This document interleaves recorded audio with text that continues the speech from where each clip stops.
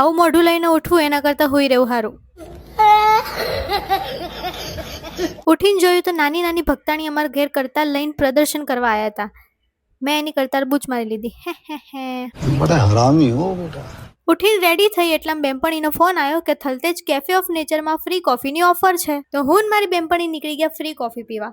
પણ મને અંદરથી એવી બીક લાગતી હતી કે ક્યાંક છેલ્લે આ લોકો પૈસા તો નહીં માગી લે ને, કારણ કે હું કાયદેસર પૈસા લઈને ગઈ જ નથી.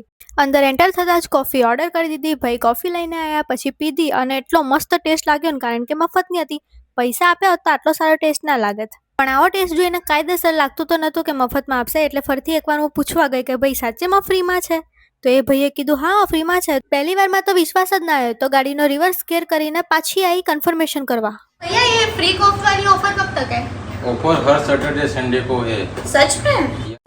Oh my God! Wow! भैया यार આટલી ખુશીમાં પાગલ ના થઈ જાઉં અને પાગલખાનાવાળા ઉઠાઈને ના લઈ જાય એ પહેલાં હું ઘરે પહોંચી ગઈ અને પોતાના દિમાગનો ઈલાજ કરાવી લીધો.